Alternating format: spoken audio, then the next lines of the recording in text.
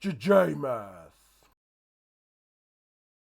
Equations with rational or fraction exponents. So it looks like very small little equations, but there are many rules that you need to remember, and you can be caught out easily if you don't know the rules. Let's go through it slowly and clearly, and hopefully after this video you will fully know when it is a no solution and when the equation actually has an answer. So the first thing we need to discuss is the concept of a reciprocal. So a reciprocal is anything I can multiply the exponent with to basically make the exponent a 1.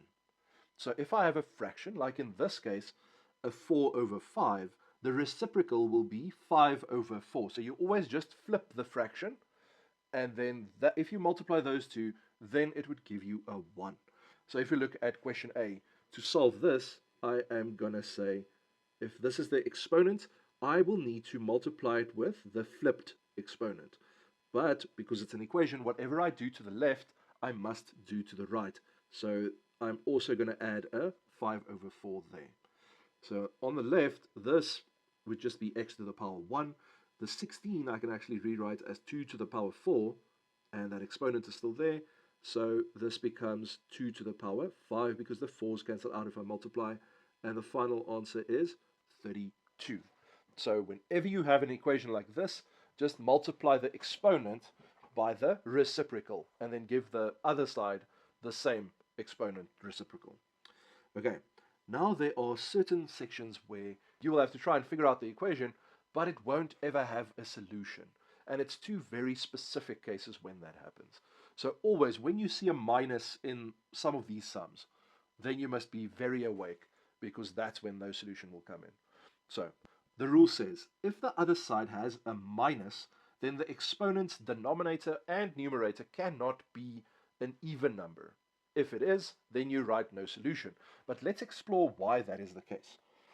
So whenever we had a sum like x squared equals 4, to get rid of the squared in previous grades, you just put the square root on both sides.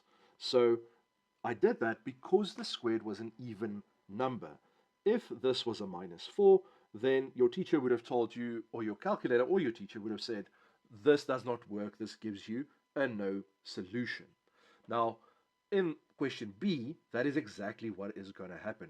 To get rid of this 4, I need to put the fourth root on both sides, and if a root is even, then the inside of that root cannot be negative, and therefore it is a no solution. Okay, so I hope that makes sense. In this question, I am just checking the top one is even, and therefore the right-hand side cannot have a minus. So I can immediately tell my teacher this is no solution. These are very small sums. It will count 1 or 2 marks. So they don't want extensive working out or seeing anything. If you say there's a negative under an even root, therefore no solution, then you will get full marks. So the 5 doesn't really matter. It could have been any number. Because the 4 was an even number, the answer was no solution. Okay. Question C. Now the even number is in the denominator of the exponent. So now there's another rule that is sometimes very ambiguous. It feels like math changes its mind at certain stages. So what's happening in this side is that 3 over 4 I can actually rewrite as x cubed, which initially was under a fourth root. Now there's a rule in math that says the answer of an even root can never be negative. So therefore, if you type in your calculator, what is the square root of 16, your calculator would say it's 4. It will not say that the answer is minus 4. And that's the rule that's applied here. So because the bottom number is an even number, I can immediately say no solution. Okay, so look very closely at question B and C. If the right-hand side has a minus, then the numerator or the denominator of the exponent on the left is not allowed to be an even number. I hope it makes sense, guys. Just read the little block and memorize it because it will come up. It doesn't often count a lot of marks, but your teacher will think you're very smart if you know this. Let's look at a few other examples to see when we can apply this. So the first one, I can now see the exponents are both odd numbers. So in this case, a 3 and a 5, I will not have to write no solution because this will actually have an answer. So to cancel this exponent, I multiply with the reciprocal. And on the other side, I can say this is minus 5 cubed, and I multiply by the reciprocal. So on the left, the exponents cancel out, and on the right, the 3's cancel. So this is minus 5 to the power 5, which your calculator will tell you is 3125. And that is my final answer. Okay, the next one. In this case, there's a minus on both sides. So I am actually going to try to get the x alone as my first step. So I'm going to say this is minus 64 divided by minus 4, and therefore this would be positive 16. So now the minus is cancelled, so this can have an answer.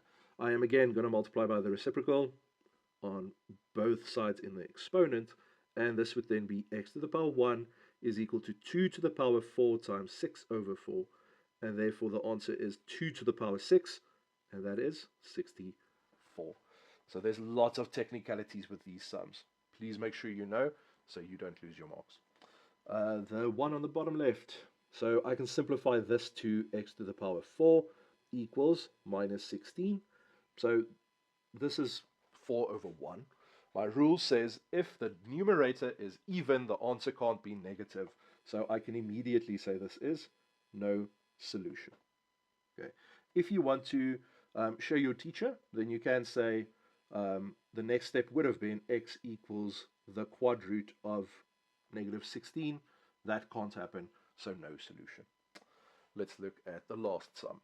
So in this case, I have a 0 on the other side, so I can actually move over the 4 and then divide by the 16. So this I can then rewrite as minus 4 divided by minus 16. I can then rewrite this as a quarter. So it's positive, and now if you listened nicely in the video, I never said anything about negative exponents. It's fine if the minus is in the exponent, it's just not allowed to be on the right-hand side. So I can now multiply by the reciprocal. And remember I said at the very beginning, I do reciprocal in order to make the exponent a 1, so a positive 1. So in this case, I'm going to have to multiply by negative 2 over 3. And then on the other side, I'm also going to raise the exponent to negative 2 over 3. So on this side, I have x to the power 1. Now a quarter. I know 4 is 2 squared, so a quarter would be 2 to the power minus 2, and then that exponent there would just look like this. So I can then say the answer to x is 2 to the power 4 over 3. And this is not a very nice answer, but I can simplify it to, I know 2 to the power 4 is 16, and that would then just be the cube root of 16 as my final answer. If this video helped you, please like and subscribe. JJ man!